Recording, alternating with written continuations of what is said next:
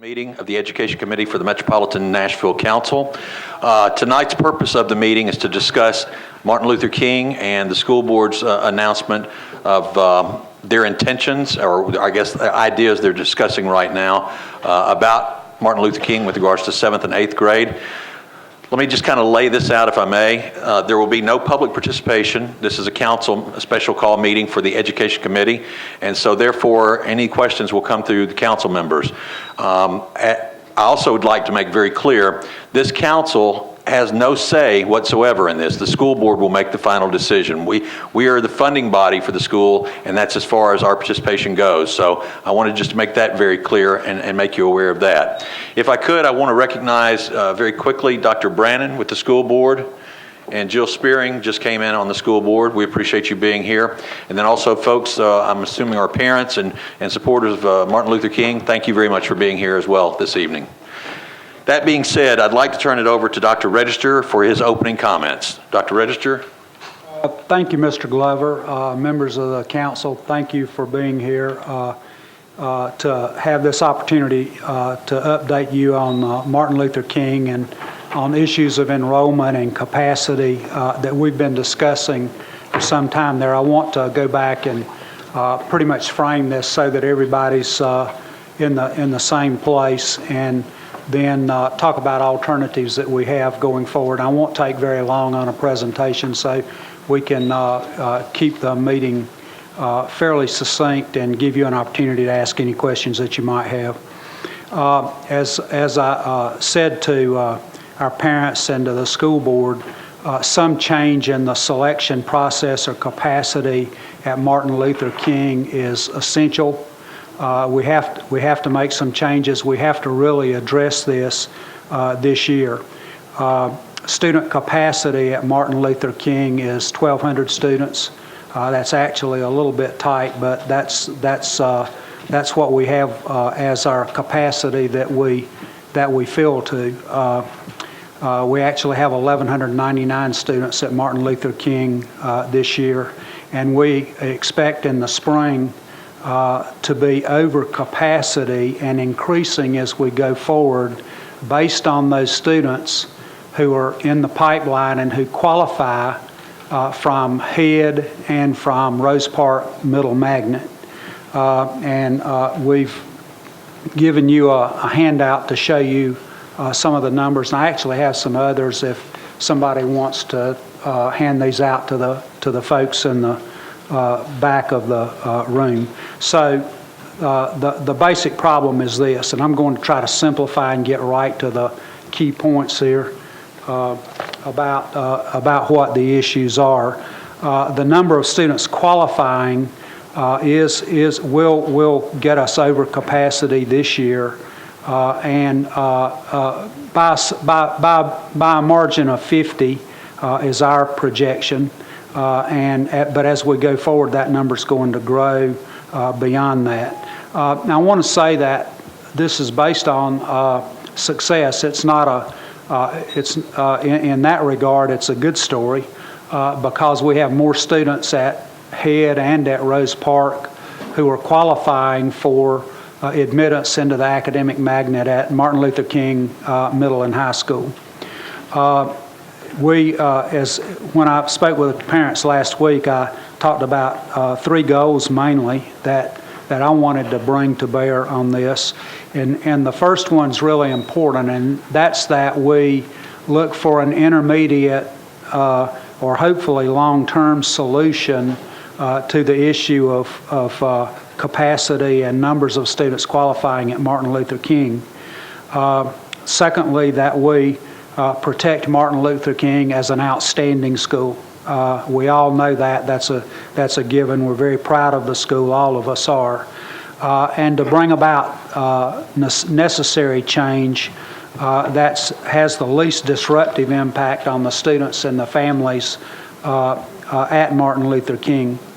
For the council members, we've had 3 meetings in the last 2 weeks. We had a session with parents at Head Middle School. We had a session with parents at Martin Luther King. And then last week at Martin, we had an open meeting for parents from both places and any others who wish to attend to discuss the issue. And I'll say we had an estimated couple of hundred parents at the meeting at Martin last week and listened to their concerns. I made a brief presentation as I'm doing tonight, and then we listened to those concerns. The main takeaway I had from that meeting and from the other meetings and from the information that we've gathered from listening to parents is that there is a tremendous amount of support for maintaining the 7 through 12 grade structure at Martin Luther King. To have for students to have an opportunity to enter Martin Luther King in the 7th grade and to be there through the 12th grade, and for us to accommodate those students who qualify on that pathway. And I've got to say, I can't take issue with that. It is a good grade structure. We actually have 2 schools that are organized in that regard now, Martin Luther King and East Nashville. And it is a very positive grade structure. The problem still remains, and I also said that when we really have two conflicting sets of interests here. One is the logic and the issue of having to deal with capacity, and the other is a very personal and emotional issue of parents and their children who want to keep what they have and who want to keep what we have. And I would hope that we could satisfy both of those. I'm not sure that we can, but I think there are some possibilities for that. I originally mentioned to the Board of Education an approach that I wanted to talk about viable alternatives to dealing with a problem that we see as inevitable, or an issue that we see as inevitable with capacity at Martin Luther King. And those 2 options that I talked about last week and that I've mentioned to the school board are to maintain the 1,200 student capacity. And the first option is to phase out 7th and 8th grades over 2 years and increase the capacity of the academic magnet in grades 9 through 12 by 300 students as we do that. To maintain the program at Head Middle School for middle grade students and Rose Park, and those 2 schools would be feeders into Martin Luther King. Now, let me explain for council members who might not be quite as close to it, is that at Head Middle School now, students can qualify early, can be admitted at the beginning of 7th grade and 8th grade and 9th grade. And students at Rose Park Middle go in 9th grade only. Both schools have an open lottery. There are no academic entrance requirements to Head Middle School or to Rose Park Middle School. There are academic requirements for entrance or for acceptance into Martin Luther King Middle and High, and those are grades and test scores. For us to be able to, if we don't do something there, if we keep the structure as the same as it is now, next year, and then much more so beyond next year for every year, there will be more students coming out of Head and Rose Park who qualify for admittance to Martin Luther King than there are spaces available there. And that problem just becomes greater as we go forward. Those numbers that you have, the spreadsheet that I've given you illustrates that.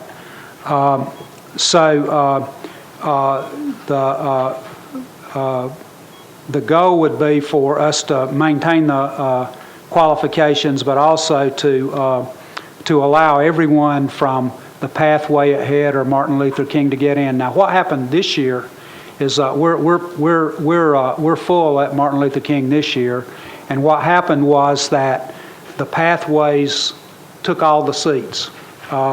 There were no county. I think we actually admitted 1 student on a county-wide basis, 3 students on a county-wide basis to Martin Luther King in the middle grades, and the rest of the pipeline was full from our 2 middle schools.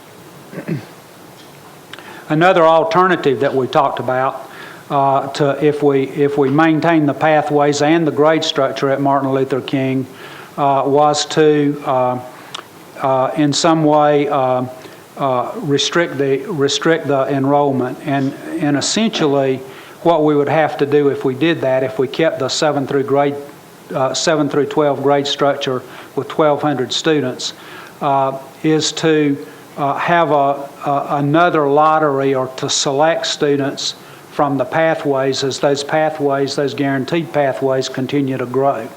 And that's almost, we talked with the parents about a double jeopardy, but that's almost a double jeopardy. You get into a lottery to get in, you make the academic qualifications to go to Martin Luther King in 7th grade, and then all of a sudden there are more people who qualify than there are seats in the building.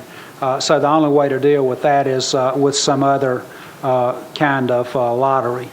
And that's, I would think, would be not very acceptable to parents at all. What I want to propose to you tonight as a third option, and I'm glad that there's some parents here, because I want you to know that I appreciate the comments you made at the meeting last week, and we certainly tried to listen to your concerns, and since that time we've been working to come up with alternatives that would get closer to meeting your requests and your demands, and to also do those things that are important for us as we go forward. We want to maintain the diversity at Martin Luther King. We want to keep our academic standards as they are now. Let me give you a statistic that hasn't been discussed before, but at the high school level now in Hamilton County, Davidson County, I'm going back to my younger days now, but in our academic magnets at the high school level, about for our students countywide, about 25%, it's actually 24.7% of our students qualify for admittance to an academic magnet. In our high schools now, in grades 9 through 12, we actually serve just under 9% of our high school students in academic magnets. We've been working and after listening to the parents to see what are the possibilities for keeping the 7 through 12 grade structure at Martin Luther King. And we're ready to talk to the school board about this as we go forward. And that's simply to increase the capacity at Martin Luther King. We need to build a capacity of 1,500 students there. And if you look at the numbers, I think you'll see with a controlled size of 7th and 8th grade, which is very manageable, we can handle with a 1,500 student capacity those students who come in the pipelines through Rose Park and Head Middle School, and also have seats available on a countywide lottery at the 9th grade level.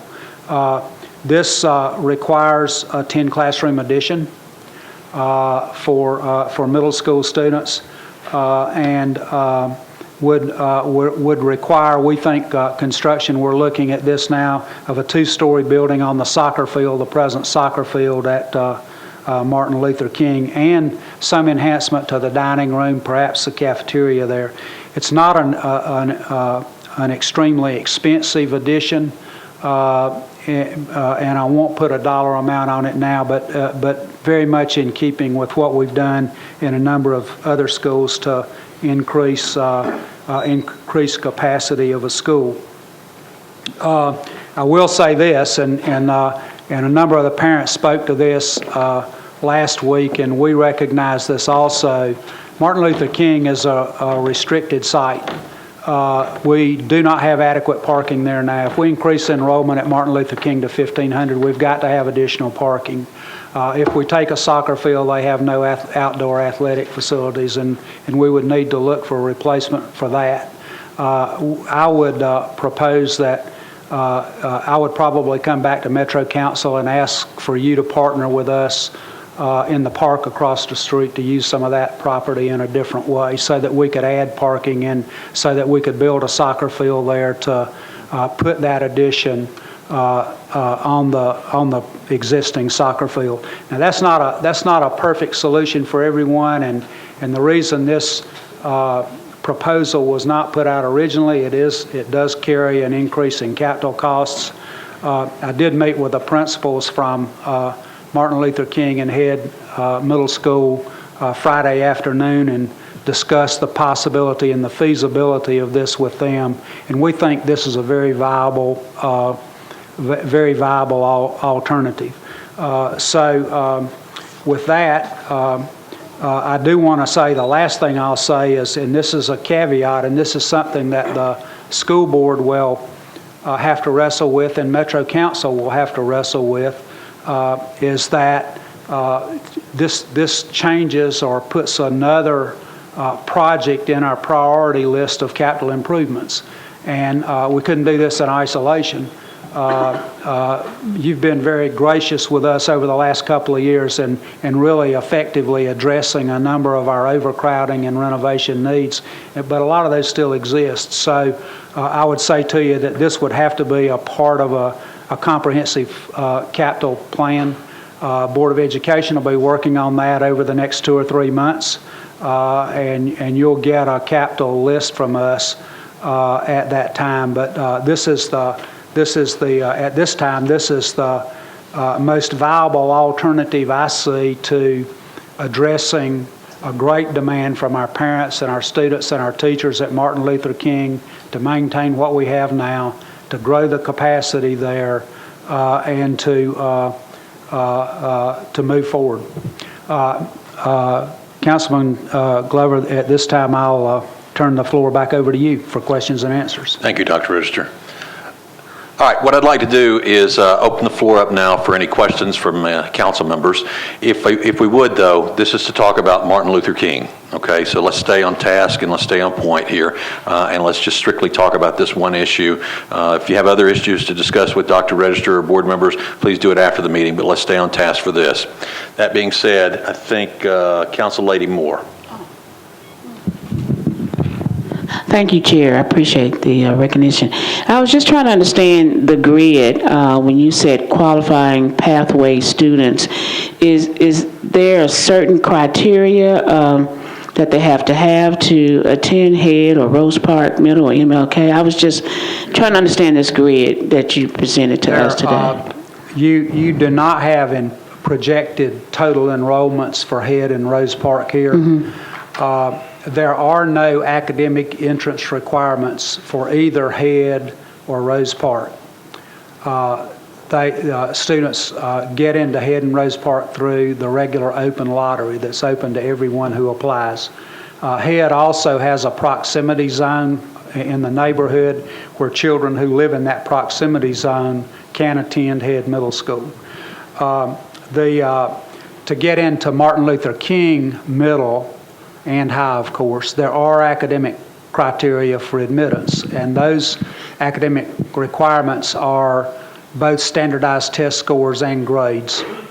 The qualifying pathway students, the numbers that you see listed here, are our projections based on current and past test scores and the trends that we see. We know that the numbers of students, and we waited till this point in time or a little bit earlier to start talking about this when we had real numbers from last year's test scores. I'll be very honest with you, we're very accurate in making projections about what's going to happen in the future. We think that the park assessment and going to Common Core is going to make some shift there, but what we would anticipate is setting the cut score or the benchmark that's equivalent to what we had now. And we did that last time that the standards changed. So essentially, the children who qualify at a certain level will be guaranteed a spot going forward. And our testing folks, Dr. Paul Changus, is very good at projecting that, and we can actually look at numbers as we go forward. So the pathway students are those that we expect to qualify as we go forward, and you can see from the numbers that those numbers grow, and that has impact on Martin Luther King's total enrollment. What happens as you go into the next couple of years or 3 years down the road is that the only people who can get into Martin Luther King would be those who qualify through Head and Rose Park, and no capacity for external lottery students coming in. We'd like to keep that. You know, this year was the first year that we've only 3 students got in from outside of Head and Rose Park this year. I'll say that again, and we would like to keep that more open. I think one of the real values in Martin Luther King is that everybody gets a chance at the outset, and those that qualify and those that work hard get in, and we'd like to keep that so that we maintain, I think, some very good aspects of Martin Luther King. Okay, and I do appreciate, because we did receive a lot of emails concerning MLK, and I'm hoping that, you know, some of those parents that did email us, that you know, at least, you know, have listened to, you know, some of their suggestions as to what they can do to keep it open. So I do appreciate you at least coming up with, you know, some options, you know, for that as well. Thank you very much. And actually, that meeting last week at Martin gave us some other things to think about. We're working, Chris Weber, and I apologize for not introducing Chris. I think a lot of you know Chris. He's Director of Student Assignment for the district. And Chris and his staff are working on the numbers and the details of what I'm talking about. I think there would have to be some other modifications as we go forward, but essentially keeping what we have now and improving. One of the things we want to improve about Head is that Head right now has pretty much a revolving door in 7th and 8th grades, and I think that we can look at the way we backfill seats that are available at Head and improve what we have at Head and improve the diversity there also. Thank you, Council Lady Moore. Councilman Anthony Davis. Thank you, Chair, and thank you guys for being here. Just really appreciate you guys coming and sharing this. MLK is very close to me. I'm a graduate, and it's a really special school, and I appreciate you know, coming up with this possible third alternative. You know, I personally believe the 7 through 12 structure was very important for me. Getting in 7th grade, you know, being challenged from that young age, and then also having older mentors. I think that's part of what makes MLK really special. So I think I look forward to maybe seeing some numbers on the capital plan if we are looking at this third alternative. I know you said you were going to work on that over time. I think we could work with you on Watkins Park there across the street. I think maybe we could find some land uses there for parking. How long do you say you think, you know, you guys could have to get these numbers to us? We're fast tracking this. Okay, great. But we want the school board and you to have these numbers before we set our capital budget for this year. Okay, and just a comment, you know, I think after last year, you know, we heard from the parents a ton, of course, as Council Lady Moore mentioned. I think we really want to make MLK a priority anyway, just on some of the internal renovations that, you know, were on the table last year. And I know you guys have your, you know, your long priority list, so kind of learned how that works, and so hopefully that may change the order of priorities. Just, you know, on this enrollment, the numbers are kind of skewed and all that sort of stuff. Is there any thought to, you know, back when I went there, it was you had folks from all over town sort of vying to get in there. I guess just everything's changed with you pretty much have to get in ahead in Rose Park the way we're setting it up. Is there any thought to maybe maxing those numbers and sort of opening it up again to other parts of town? Or I guess, you know, talk to me a little bit more about the feeders. I'm sorry, you're probably kind of beating a dead horse on that, but just help us understand, you know, opening up those numbers to other parts of town. So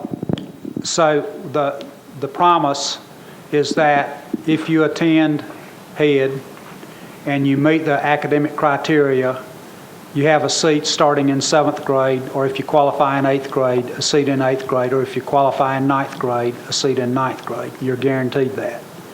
At Rose Park, if you attend and meet the academic criteria, you have a seat beginning in the 9th grade. And so the issue is now that through those pipelines, we're filling the capacity, or we'll be overfilling the capacity as we go forward. With the increase to 1,500 students, we, for the foreseeable future, and you see the numbers that we have here, these are our actual projections. we will be able to accommodate those coming through the pipeline and also have seats available on a countywide basis. Now, it's pretty hard to know exactly what those numbers are, but we do not foresee completely filling from Rose Park and Head and not having seats available. Now, one of the reasons for that is that Head and Rose Park both have maximum capacities, and we're looking at the percentage of students who qualify, the percentage of seats that will be filled, and that chart actually is keep it and put it in a plastic wrap or something and watch the numbers, because they'll be pretty accurate. And we think that we can successfully manage numbers if we increase the capacity. And so on Head, since more of the kids are coming from Head, if I live in the neighborhood around Head, I can go to Head. If I live in Bellevue, East Nashville, Antioch, I can go to Head too. I just have to, how do I get in there? Through the lottery. Okay. Countywide admittance in the lottery to both Head and to Rose Park. Okay. But if you're in the neighborhood, you don't have to go through the lottery? So, You have to apply, but I can explain that. yeah. Okay, so you do have, all students enrolling in Head have to apply, but there's a geographic priority zone around the area where Head is located, and so that is 30% of the seats are reserved. However, it's only filling to about 12% of the enrollment is from the geographic priority zone. So essentially, if you apply for Head and you live in that area, you're theoretically able to get in. Countywide people, then we give all the remaining seats out countywide, but everybody has to apply. So it's a lot like Lockland or East is similar to that, I guess. It's more similar to the geographic priority zone for East, where there's a 30%, 70. Lockland is actually an all, where like everybody from the geographic priority zone gets in first, and then all the seats go countywide. So it's not similar to Lockland, but it is exactly the way East is configured. Okay. Well, I'll let others ask questions. Thank you guys again for coming. I think, again, option 3 is sounding pretty good, and we need to look at our capital spending plan with the mayor and the school board and you guys' priorities next year. Thank you. Thank you, Councilman Davis. Councilman Maynard. Thank you, Mr. Chair. First of all, I want to commend you, Dr. Register, and the board, the teachers and all the principals who, I think you have a great problem, and that is that the students are performing at a higher level at Head and Rose Park than they have in the past. I also want to commend you for trying to do is accommodate the parents while maintaining the integrity of MLK as it currently is. I think it's important that MLK continue to have the experience that it's having. MLK is not just one of the best schools in the nation because of the academic performance. It's also one of the best schools in the nation because of the diversity. And so to maintain that diversity, I think is critical. And so I applaud you. I do know it's not going to be as simple as what you just said. You got to look at parks as a moving part. You're going to do away with your outside recreational. If you take the soccer field, you're going to need additional parking for those of us who live in North Nashville. I live right around the corner. The parking is atrocious. And so you've got a beautiful historic building, Pearl High School. And so there's not a lot you can do. So this is, even though I applaud what you're trying to do, it's going to take a lot of work, not just from the council and from the school board, but also working with the mayor and looking at those priorities. I also think that my last point is when you make a promise to a parent or student at Head and Rosa Park that if they do well academically and qualify, I do not want to see any caps. I believe that every person who's made that promise should have a seat at MLK, because that's what drives, that's what gives them motivation. Now, you know this personally. I tried several schools through the lottery and didn't get in. so it's tough, and I know that. So it's tough getting in the Head, it's tough getting into Rosa Park, but hey, that's the way the ball bounces, and there's no favoritism, give it to anybody. And so I understand how tough it is to get in the Head, and I understand how tough it is to get in Rosa Park, but that's the way the ball bounces sometimes. But when you make a promise to a student and to a parent that if they do well academically, they can go to one of the greatest schools in the nation, I hope that we will not at all put caps on it where that promise then cannot be met. Thank you, Dr. Redsford. And thank you, school. I appreciate you and your leadership, and you guys got a great problem. And I think we need to celebrate the fact that Head and Rosa Parks, that those students are achieving academically at higher levels. So that's awesome. Thanks. Thank you, Councilman Maynard. Council Lady Berry. Thank you, Chair, and thank you to both of you for being here today. I really appreciate it, and also to the school board members. You know, I echo Councilman Maynard's supposition here that it's a great problem to have, and it really is. And if you go back, I mean, I can go back to when my child applied for the magnet school, and we got into MLK, and it was, I mean, we really did feel like we had won the lottery, because from 7th grade until he was going to graduate, he was in a metro school that we were really excited about. So I know that there are a lot of parents out there that want that and want that same feeling. So when we talk about taking the capacity of this particular magnet school, I think you said it right now, it's at it serves 9% of the 25% of the kids who qualify. Does that 9% number change with the addition of this? Are we increasing the capacity, and if so, by how much for more children? Yeah, we would increase the capacity. The middle school would essentially remain the same size as it is now, and the high school capacity would go up by 300 students. Okay, so when I think about that percentage-wise, I mean, it might. Is that another 1% of the kids who qualify? So while it's meaningful, we still have about 15% of the children in Nashville who would love to go to a magnet school, who qualify to go to an academic magnet, who aren't going to have that opportunity even under this, correct? So yes, that's correct. And let me answer that by talking a little bit about what's happening in our other schools, our comprehensive zone schools. We are increasing the academic rigor in all of our high schools, and that's another piece that's very important.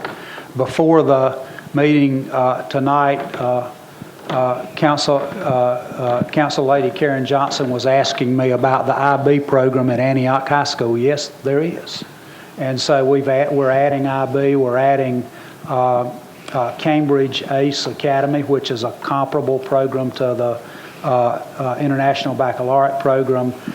We've got 2 schools that are working closely with the Vanderbilt School of Medicine, the School of Science there, Stratford and Hillsborough High School. So academic rigor is something that's increasing in all of our high schools, and we're very proud of that.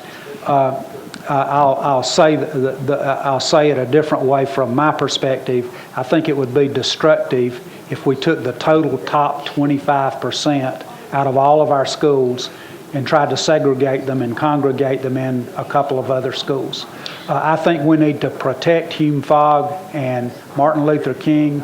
We need to increase the capacity some. We can do that. We see that we have pipeline problems, but I would not support additional academic magnet schools because of the impact on the rest of the schools in the county.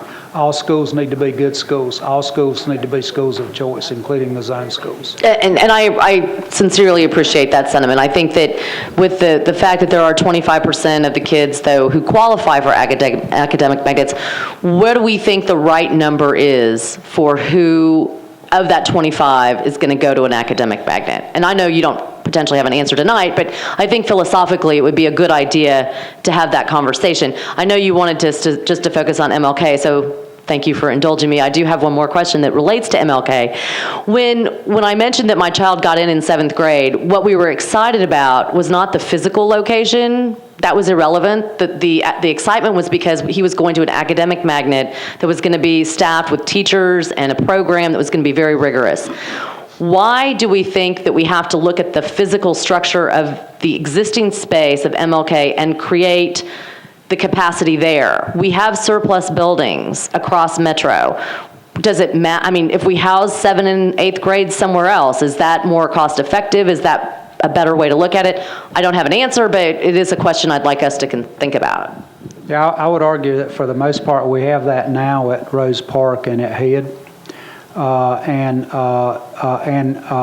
what I hear parents saying, and what I know in my own experience, is that there is a culture that you build there that is a 7 through 12 culture, and and the preference is to have that at one site so that there can be that mentoring and Councilman Davis mentioned this.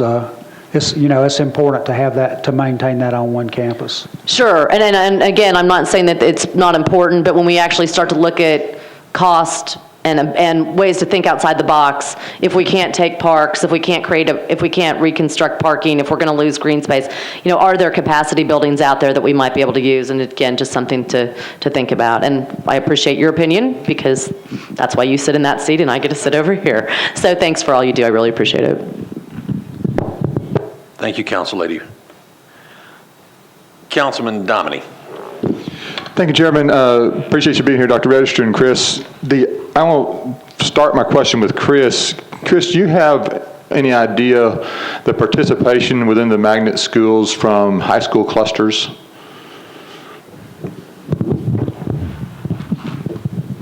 We do. I did not bring those figures with me tonight, though. Could you provide those to us electronically, please, after this? The reason I ask, there was a time Antioch had a very high participation. In fact, had the largest per capita participation in the magnet school clusters, or magnet school.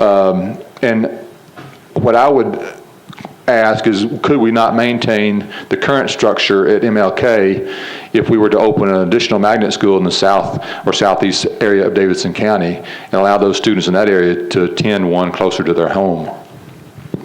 Yes, we can provide that information. All right, that's my question. And I know Dr. Escher, that might not align with you, not opening additional magnets, but right now the magnet schools are 20 miles from my community. And it would be good if we had one in southeast Davidson County. Thank you, Councilman. Council Lady Dow. Thank you. Thank you, Dr. Register and Chris, for being here today. I think a couple of my questions were answered with Megan asking about the facility space, because I think when we look at everything, it seems a simple solution, but I know it's going to be a lot more complex than that. So one of the questions I did have was about, I know you mentioned that in order to accommodate the additional students that we would need to expand the space, build a two-story structure, and the possibility of coming back and asking for more capital funds to accommodate adding on to the school. The question I have is, do we have with the school system a priority list as far as what schools need additions and so forth? And are you going to take in consideration excuse me, possibly reprioritizing some of the other, I guess, additions or whatever in the pipeline to possibly offset some of the capital costs that's going to be needed if we move forward with making this expansion at MLK? Yes, this would be in the scheme of all the projects that we have, one of the less expensive, and 10 classroom addition is probably, I hate to throw out a number, but I'd say somewhere in the neighborhood of, it's a $4 million project. So in relation to a new elementary school or other construction that we need, it's relatively low cost. The pressures are that we have a number of other significant needs and how those fit in. And yes, it is putting this program in a priority status. So my comments originally were, it's got to be a part of a comprehensive plan. But I think if we get a good next step, this can be a part of that. Do we have a comprehensive plan already for like school expansion? Yes, we have a 10-year facility plan, and we have a number of projects that are in the next year cycle. We revisit that every year. The Board of Education, along with our facilities staff, revisit that priority list, and that list does change. So the possibility of working this in, I think, is feasible if we can get another good step toward capital improvements in the school system. Right. Well, I definitely think it's needed, just kind of going out and visiting the schools. But the other question I have on there, and I heard you speak to this, is So if we make this expansion, I think two of the other council members out in our area mentioned that we have a significant amount of children out in our area. In the southeast portion of Davidson County, there's quite a few kids out there that compete to go to academic magnets. And I'm just wondering, I know with the feeder schools right now, you said they're filling up capacity, but if we go in, and just for clarification, and do the expansion, does that open up the opportunity for more students, how many more outside of those feeder schools to have an opportunity to go to MLK? Well, in the first place, everyone has an equal chance from everywhere in the county except for that small priority zone to get in at the beginning of the pipeline. That's 5th grade at Rose Park or Head. So everybody has, those children come from all over Davidson County. And that's and then the pipeline narrows as those students who qualify get a seat at Martin Luther King. What we're closing down, what is closed for other students now is a pathway into what will be the 9th grade, because it's going to fill with the pipeline coming from Rose Park. So there will not be other opportunities from students on a countywide basis to get in. If we increase the capacity, there will be seats available. We have seats available at Hume Fogg now. We're not talking about Hume Fogg, but it's 9 through 12, and there are countywide seats available at Hume Fogg now. We're at a place where we're having to shut that down at Martin Luther King because of capacity. But with the increase, we'll be able to continue to serve students on a countywide basis. And I want to go back to a statement I made earlier. I am extremely proud of what's going on for advanced academics in our other high schools also. And so I think, for example, an IB program startup at Antioch High School is a great opportunity for students in that part of the county for another academic program as they move into high schools. And we want to build that. We want to build those pipelines also. I think that's a great idea, and we're extremely proud of the IB program out there. But, as Dwayne alluded to, people out in our district want a competitive academic option. So I do think, for the future that we should look at perhaps expanding and having more competitive academic schools throughout our county, and not just at MLK. I really think it's sad, and I can sympathize and empathize with these parents that when you have a high-performing child that competes to get into a school, that we're having an issue of, not having the opportunity for all that that can go and qualify to go to participate. It's a great problem to have, but I think overall we really shouldn't have that problem. We should have, high-performing schools available all over. And just from the perspective of where Martin Luther King is located, I think, it's a top school. It's doing really well. I think the demand for the school is going to probably increase beyond what we see here today. And I'm just wondering, we build a 2-story building, that's short term. What about 5, years down the line? How are we planning for a long term? And you don't have to answer this. I'm just thinking about beyond, adding the 2-story building, because we know the population is growing. The demand to live in Davidson County, more people want to live here, and the more people that want to live here want to have an academic choice for their kids that's competitive. And so the demand is going to increase. So I'm just wondering, if we go in and approve capital funding to add 2 stories, what's going to happen 5 years from now? We're going to find ourselves in a similar situation. And then you're looking at space,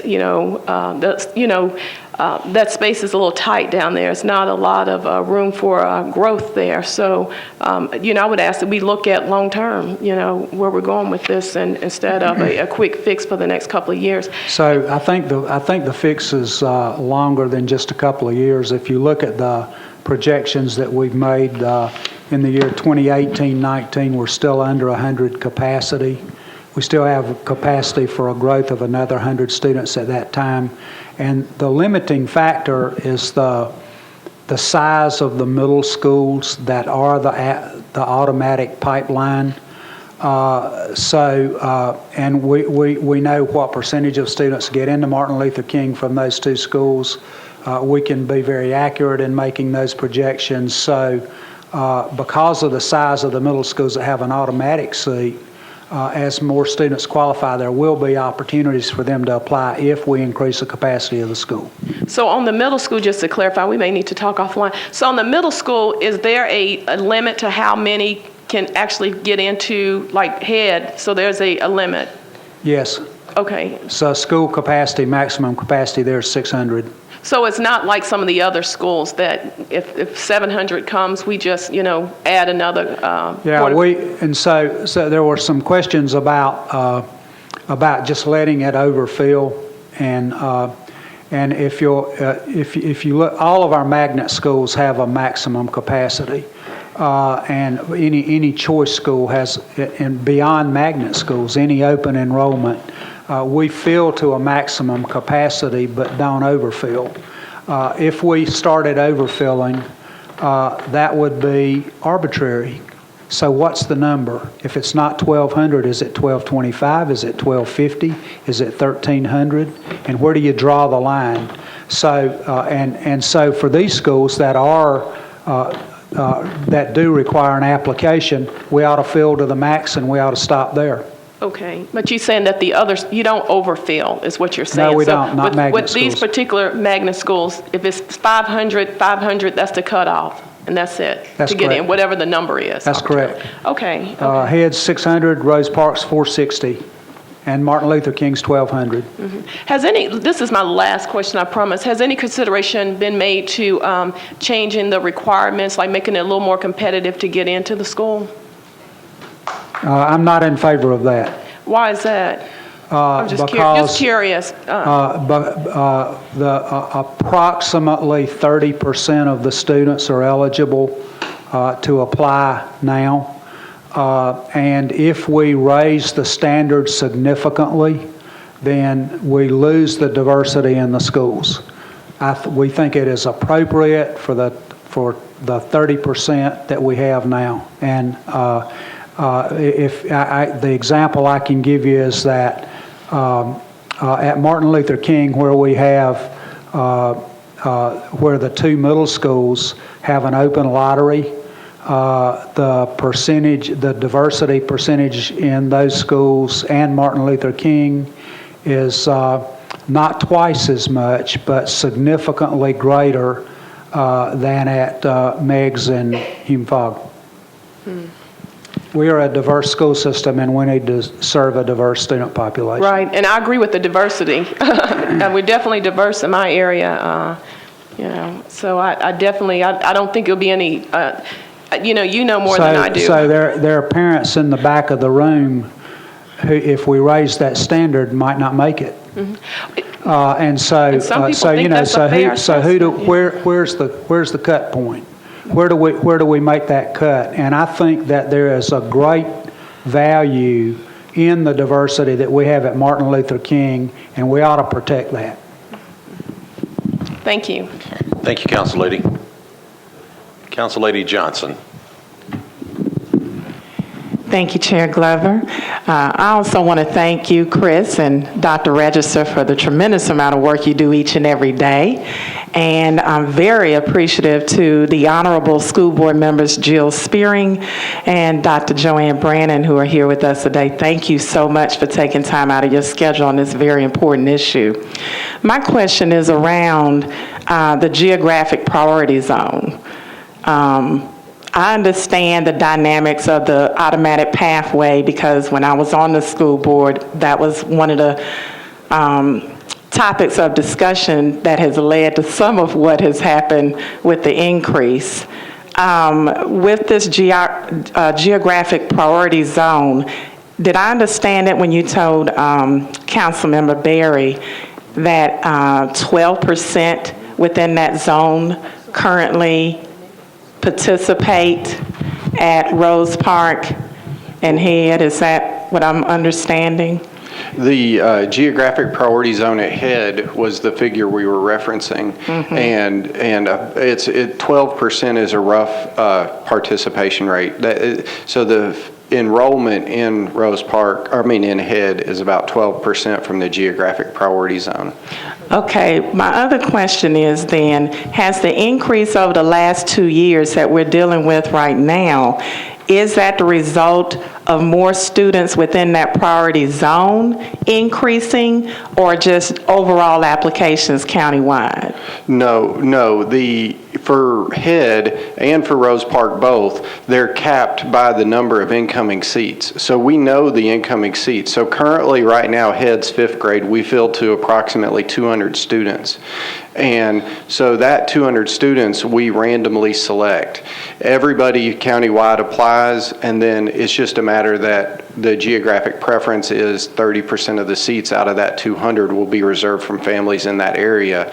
It just so happens that there's only 12% applicants from that area. Did you see a lower percentage of students from that priority zone prior to the pathway option being put in place? Well, both the geographic priority zone and the pathway have been in place for years. And I know over the past, say, 3 or 4 years, we looked at the geographic priority zone numbers, and they've remained relatively in that, like, say, 9 to 12% range over the past, say, 3 to 4 years. And that zone was also intended to increase the diversity. Have you seen the diversity increase from the numbers within that zone? Well, the diversity in Head, if you look at the 5th grade, it is a very diverse school, especially in grades 5th and 6th. The diversity changes a little bit when you move into grades 7 and 8. But I'm talking about those who qualify after getting to the grade to get to MLK. What happens is the pathway students, when they typically leave in the 7th grade from Head, and the pathway students leave, those families tend to be more affluent families. And so when they leave, we do backfill some of the seats, but that's where the diversity at Head is then negatively impacted in the 7th and 8th grades. Thank you. Council Lady Gilmore. Thank you, Chair Glover, and thank you for hosting the meeting. And I also want to thank the school board members for being here and being at each of the meetings. I've seen you at each one of the meetings. I had 2 questions. First, I want to thank you, Dr. Register, because I do feel as if you have listened to the parents. For disclosure, my daughter goes to Martin Luther King, and she went through the Head pathway. And so, I, with the rest of the parents, are just very, excited to know that the school will not be dismantled, because I think the parents are really, they believe in that 7th through 12th, and we recognize that all high schools don't have to be alike in order for them to be successful.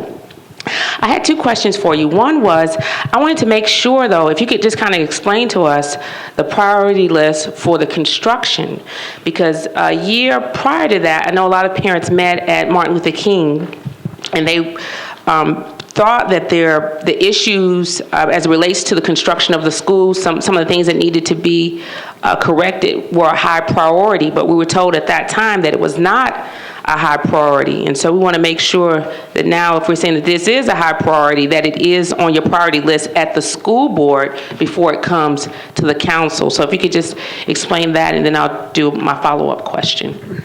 Well, this is simply a proposal from me at this point in time. It is in response to the capacity issue, which is not where the priority at Martin Luther King was before. There is a remaining priority for renovating the building. The Martin Luther King is not the highest on that priority list. There are other schools ahead of it, but it is working the way up the priority list. As you know, we went a couple of years without any capital funds, so we have a backlog of projects, and there are a number of other schools that are higher priority for renovation or for additional capacity, but we would put this into that priority list. Okay. And ultimately, we make recommendations. So that's a school board decision about where that priority list is. What do you think, school board members? Will it be a high priority for the 2 of you that are here, if we have to ask? The second piece is that the suggestion has been made too, as it relates to the parking. There's a piece of a little, I don't even, I guess you could call it a parcel of land that's next to the railroad tracks, that's next to the parks. They said at one time, I've heard, I don't know, maybe you could verify this, that was supposed to be paved and actually turned into a parking space. And I'm talking about the area between the railroad tracks and right behind the Watkins Park over there. Do you know anything about that? Could you speak to that, or you have no idea? I really can't speak to the specifics of that. We don't have a facilities person here. I don't know if that's ours or not. Okay, so maybe you can look into that. Yeah. I heard that would be another suggestion. And I just want to say in closing, I do think, as you said, shared early, and I think a lot of the parents believe in that school, the actual facility. I heard a couple council members say that it is a big deal that is over there because of the history that is there, and the people have made the history, so therefore the building is important to us. So I just look forward to continue to work with you, and I'm glad that we can keep the 7th through 12th intact, it sounds like, definitely, and that the school can stay there, and look forward to continue to work with you. Thank you so much. Thank you, Council Lady. Councilman Bettany. Thank you, Chair. I wanted to say that if you guys are looking for space, we'll take the school in the southeast. We'd love to have you there. Yeah. Are you saying that you have space in the southeast? We'll find you some space. We really, my son went to MLK, my nephew goes to MLK, my niece went to MLK. I mean, I wish I could have gone to MLK. I did the principal for a day there once, and I was very impressed with the staff, and so it's a great school. I just wanted to second what Council Lady Gilmore said before, and if you, for whatever reason, cannot do this expansion, we'd like to see repairs done to the school, put that to the top of the priority list. So I just wanted to second her request to the school board to make those repairs as soon as possible. That's all. Thanks for your work. Appreciate what your staff does. I would like to respond to that, if I may. The two pressures that we have had for facilities improvements have been expansion and renovation, and what we have not been able to address is renovation of a number of our big high schools. And I think, I know that the reason for that is when we look at those major renovations that are needing, they are very expensive. They, for the most part, fall in the $20 to $25 million range apiece for those renovations. We really have to address those going forward, because a number of our high schools are in a position now where we just can't wait much longer on those. And that's one of the real pressures that we have. Martin Luther King's one of those. The others that are very high on the priority list are Hume Fogg. Now we're building a gym there, but we're not renovating the old building. Hillsborough High School, Hillwood and Hillsborough High School are in significant need of renovation or some change there. So those are some of the pressures that we have, and I hope we can look at a comprehensive approach that will help us start going through that list of major renovations that we need to do. And I do know that comparable to similar cities, our school board does an amazing work in trying to take care of our buildings. So I do think that, I hope you know that I appreciate the work your staff does on that, and that we need to make sure Nashville knows that if we compare sizes, similar size cities with a similar amount of student population, that we do need to invest more money in our schools.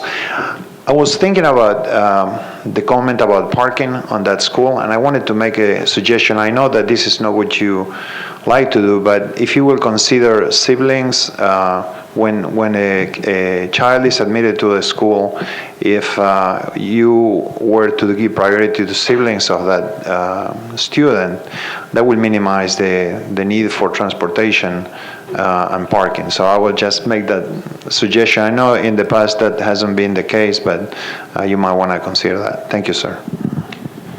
Thank you, Councilman. Council Lady Allen. Thank you very much. I appreciate y'all being here, and I certainly appreciate your willingness to listen and to be open to all kinds of ideas. It feels like we're moving toward a good solution. One question, just in terms of timing, if the money is available for this addition, which sounds like a great thing, when would that come online, and would we just sort of stuff students into portables in the interim period? We would, for lack of a better term, pack the building. You know, we can do that for a short period of time. We can do that next year. I don't think it would be that much of a problem, and I've actually had a conversation with Dr. Carr about that. The further we go out, though, this is not a project to delay because we jump from 50 students over to almost 150 students over the next year, and that gets really packed, and it takes about 2 years to plan and do this. So I